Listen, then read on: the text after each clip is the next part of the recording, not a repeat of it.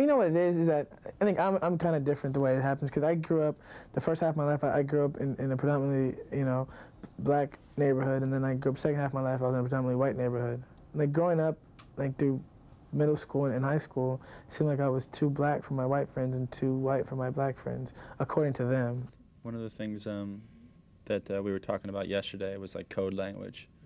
And when you hear the word articulate, what's the first thing that comes to your mind? I mean, I remember the first time I heard that in reference to me, I was in high school, and I was interviewed, you know, for like on a news station, and I guess I was at my grandma's house, and some lady called, and you know, she said, "Your grandson speaks so well, you know, like I'm not supposed to, you know," and that really offended me. When people talk about me, they say he's so articulate, but I mean, just go on and say articulate for a black person, because when you see someone on the, like you're watching the news and you see like the white anchor, they don't say, "Oh, he's so articulate." It's just a given that if you're a white male, you're going to be articulate, and if you're a black male, you're not going to be articulate. And around my white friends, they call me an Oreo cookie because they say I'm black on the outside and white on the inside, and act like a white person, you know, just because just because I talk, you know. Is that offensive though? If someone says to you that you're white, it killed me. It hurt me so bad growing up, and not until I showed that I was a superior athlete on the football field that stopped. You know what I mean? He's scarred. He wears those scars of, I don't know whether he said it. I think he might have said it to you. I was too white for black people and too black for white people, so I never fit in anywhere. Like I was just sort of free-floating in this netherworld, away from everybody. He's something of an enigma. Chris Rock was talking about something. He said, who's more racist, or who's more prejudiced, whites or blacks? Who's more racist? He said, who's more racist, whites or blacks? And he said, blacks, because they hate black people too. And I mean, it makes sense, you know? It makes a lot of sense. Wouldn't you agree, though, that the perception of, like, when someone says you're so white, I mean, not even subliminally, it's an overt way of saying you're not cool? I wouldn't say that. I wouldn't say that. In the context, you're so white. Okay, I see what you're saying. It depends. If a black person says it, then they're saying you're not cool. Understand what I'm saying?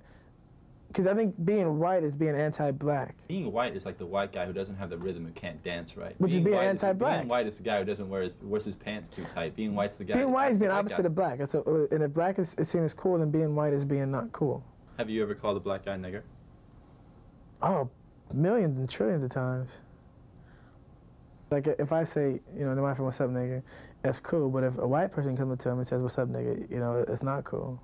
To me, it all depends on where you're coming from. So, like certain words mean different things to different people.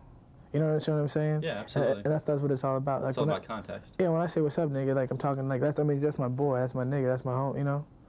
But when someone else says it, they don't necessarily mean that, and that's what it's all about. Who are you more comfortable with if you're having a regular Ricky conversation? Who do you change less for?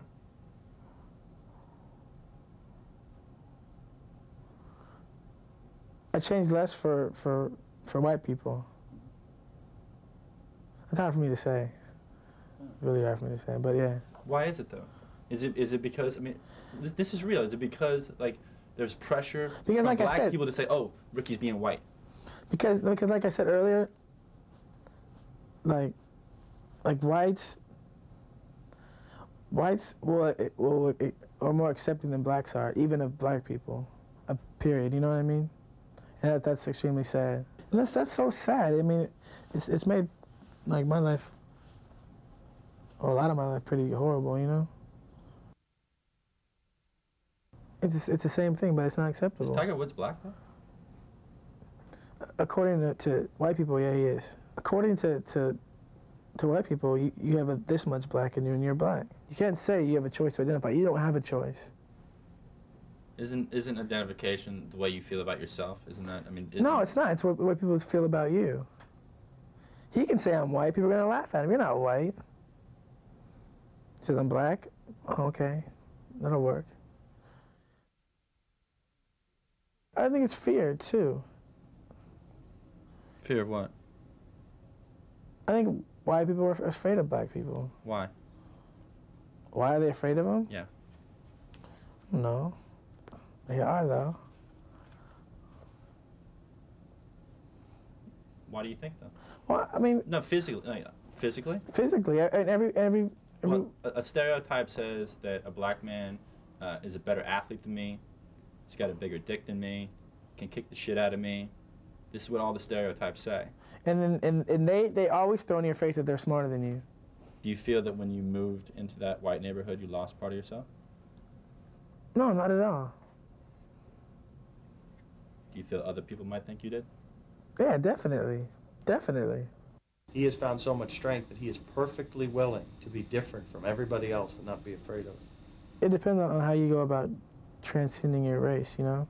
If you do it on purpose, then that's horrible.